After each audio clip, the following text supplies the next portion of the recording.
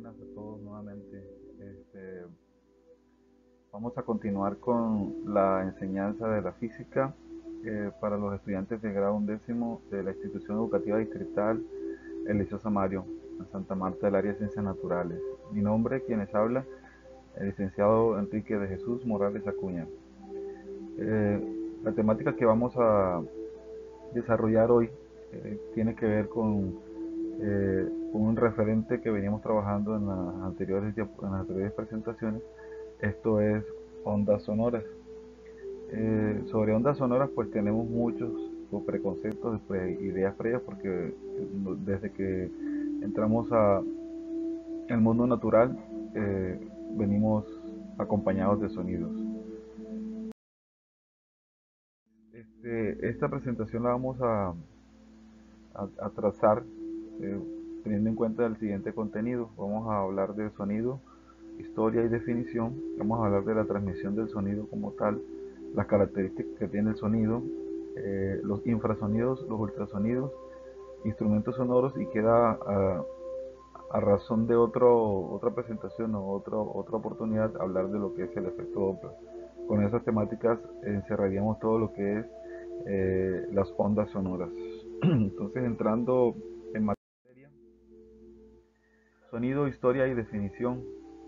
La historia del sonido se remite desde que el ser humano se encargó de definir el concepto de onda. A partir de la definición del concepto de onda, empezaron entonces a aparecer las teorías sobre por qué la existencia del sonido, qué era un sonido, y en torno a la definición del sonido, entonces eh, se pudo llegar a la comprensión de este fenómeno físico. Entonces, como tal, el sonido es la propagación de la vibración de un cuerpo elástico a través de un medio material. Entonces, toda esta historia del sonido se fundamenta especialmente en la definición de la onda y en la necesidad del ser humano de atrapar, registrar y producir el sonido de alguna u otra manera. Sobre la evolución del registro del sonido encontramos desde 1857 a el señor Edward Leon Scott, quien empezó con una de las primeras invenciones para atrapar los sonidos, y esto fue el fonautógrafo. Eh, Después de esto pasaron muchos años y la forma de atrapar el sonido fue evolucionando en torno a el uso o la evolución de la física y de la tecnología.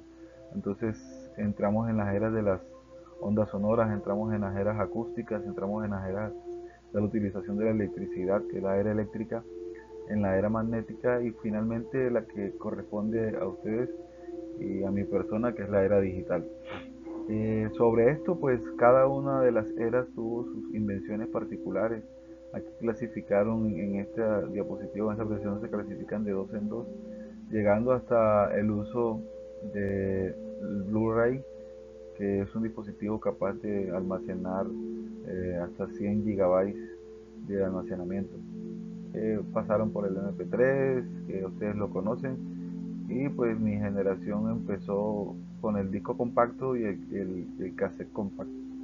Eh, Me acuerdo mucho que empezamos con el cassette, y cuando pasamos o dio vuelta al disco compacto, pues para nosotros fue bastante relevante. Aún así, nuestra generación, la generación mía, la de los 80, alcanzó a tener contacto con esto de los tocadiscos. Eh, Me acuerdo que le llamaban los long play, y eran unas cuestiones así grandes, redondas. Entonces, esa fue la evolución del sonido. Pasó a través de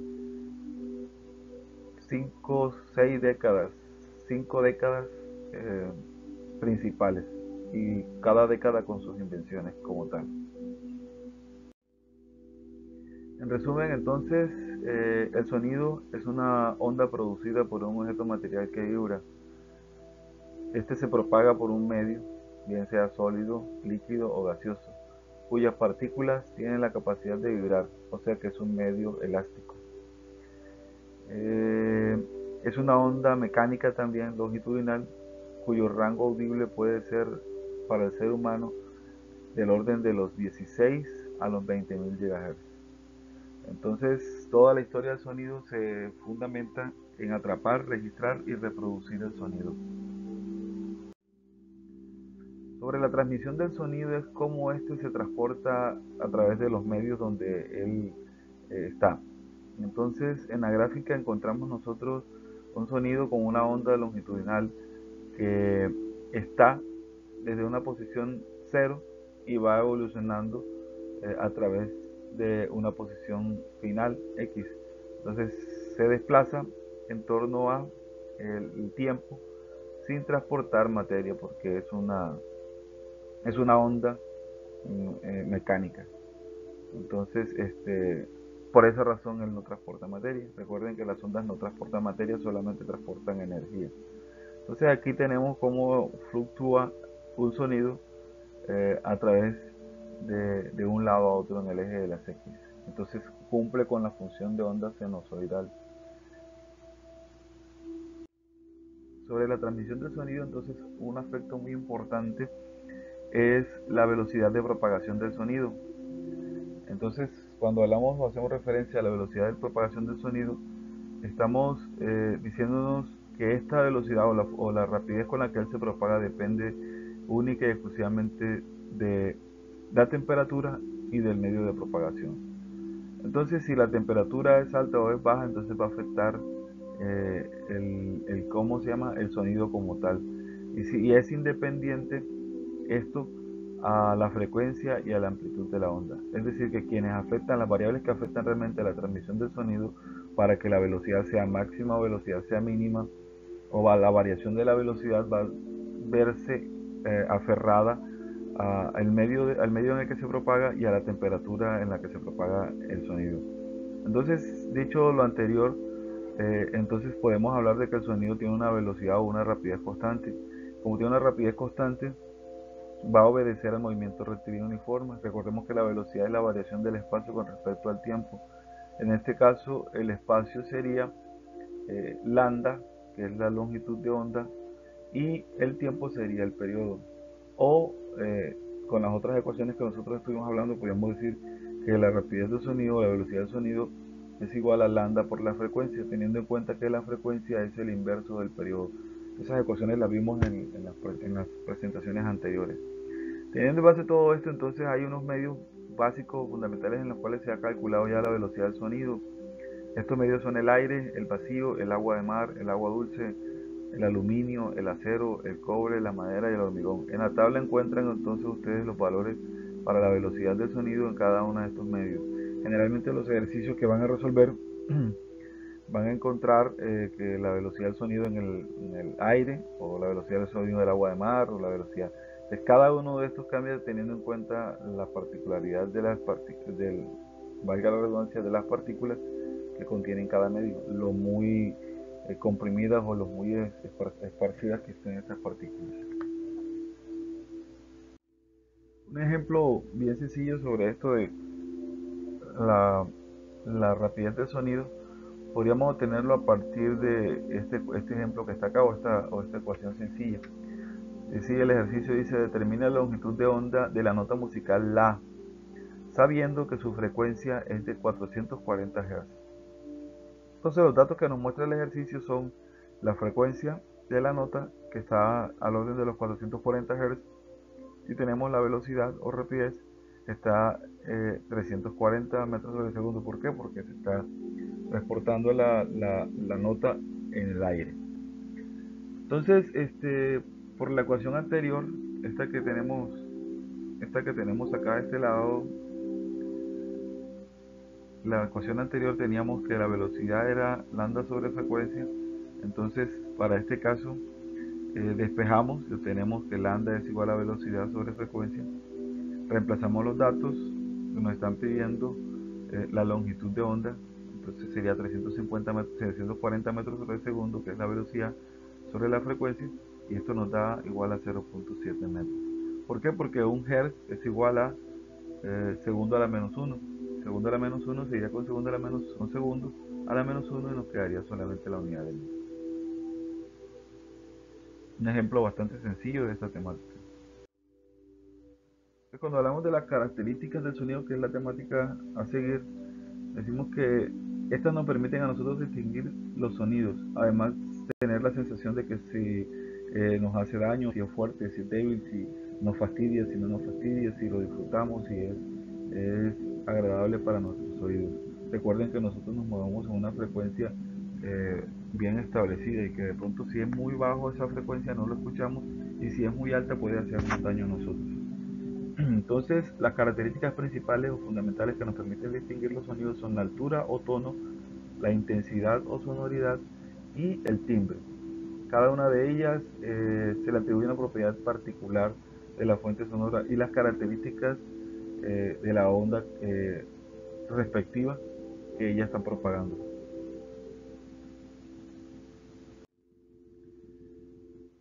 Entonces, la altura o tono depende principalmente de la frecuencia con la que es emitido un sonido. Según el tono, los sonidos pueden ser agudos o pueden ser graves. Entonces, ahí en la gráfica encontramos el sonido de un violín y vemos que la frecuencia con la que él se mueve está bastante pegadita. Esperen un momentico. Ahí ven la frecuencia es muy rápida. Entonces nosotros podemos tener, según la altura o tono, podríamos decir que la gente canta o la gente tiene la voz chillona, le decimos nosotros que es aguda, o tiene la voz grave. Y ustedes entenderán entonces que hay gente que tiene voz de locutor y otras personas como yo que no tiene voz sino de profesor. En términos generales, entonces podemos decir que la voz de una mujer tiende a ser aguda muchas veces y la voz del varón tiende a ser grave. Algunas veces hay unos cantantes líricos que tienen voces sopranos y mezzosopranos que son tremendos. En este caso, miren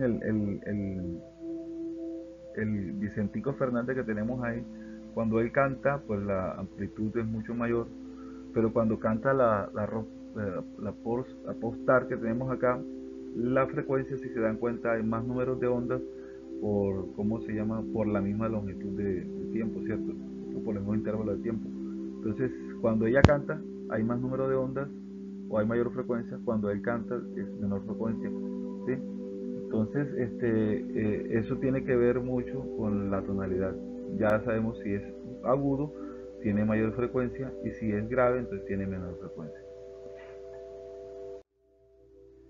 La intensidad, sonoridad o el volumen es la siguiente temática. Entonces, estas son las propiedades que nos permiten decir si el sonido es fuerte, pero hablando en términos de la intensidad, o es débil, hablando también en una intensidad.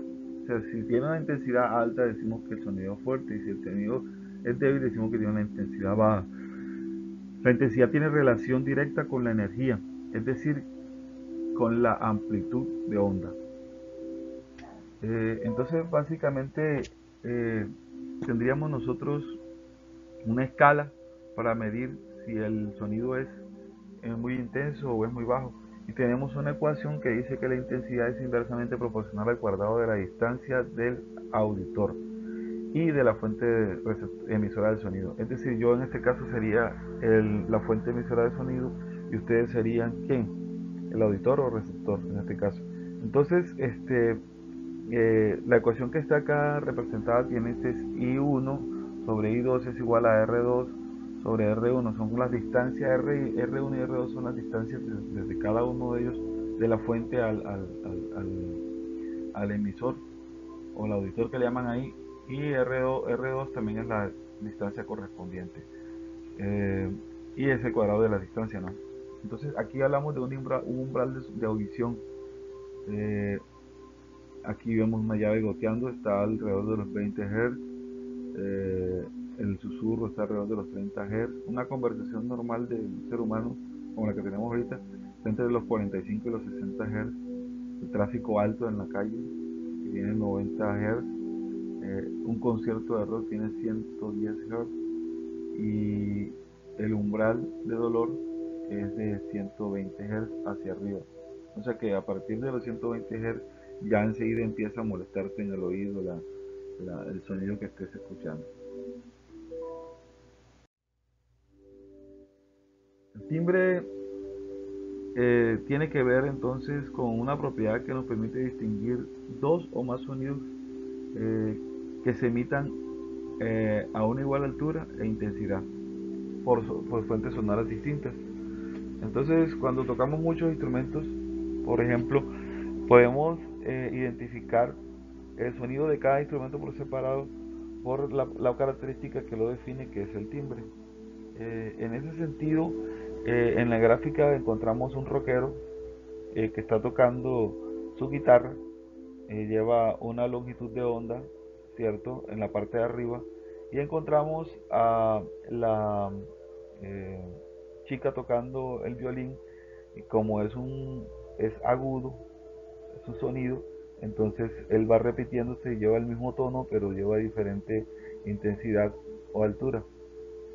Y entonces vemos aquí la onda, la representación de ondas en la parte de abajo, como ellos, aparte de que tienen diferentes frecuencias, eh, independientemente a ellos, se pueden traslapar, ¿sí? Y por eso podemos identificar, a pesar de que estén sonando en la misma frecuencia, o sean emitidos por fuentes diferentes, vamos a encontrar que ellos eh, se pueden clasificar teniendo en cuenta el timbre. O sea, podemos sonar 2, 3, 4, 5 instrumentos los que sean musicales, y siempre vamos a identificar cada instrumento por la característica del timbre.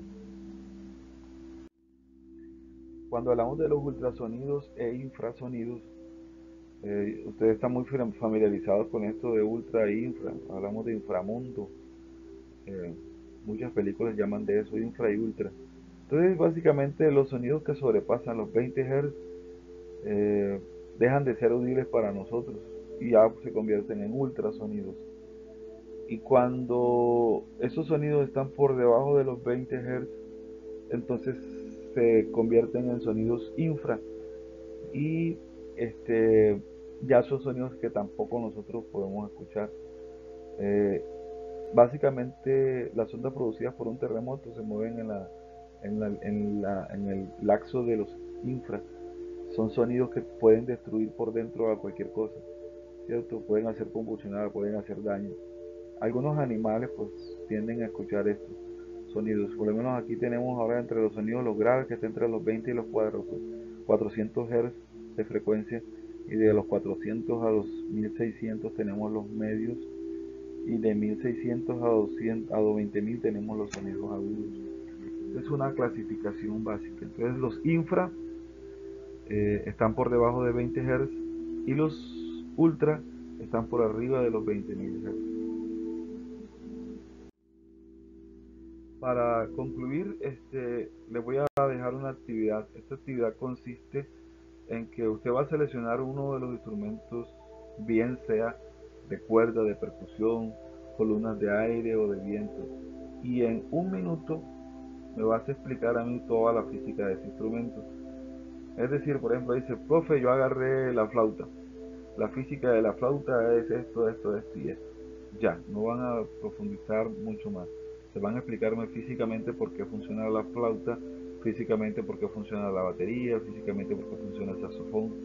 Y eso lo vamos a hacer en el próximo encuentro sincrónico. Es decir, la otra semana que nos encontremos eh, face to face, dentro del horario de clases, me van a explicar ustedes, cada uno de ustedes va a tomarse en promedio un minuto para explicarme la física de el instrumento que hayan elegido. El instrumento lo elige usted decide cuál, y nos encontramos entonces en la próxima clase para que me expliquen esa parte, física de los instrumentos musicales. Para una sección siguiente entonces vamos a estar trabajando, porque ya estos tienen ejercicios sobre el movimiento o la característica principal del fenómeno que se llama efecto Doppler.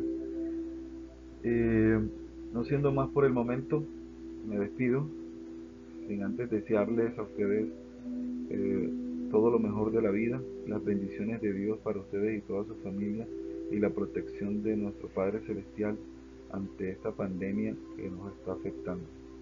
Estas son soluciones académicas para entornos virtuales y condiciones extremas de salud. Les habló su profesor, el licenciado Enrique Morales Acuña. Hasta una próxima ocasión. Dios los bendiga.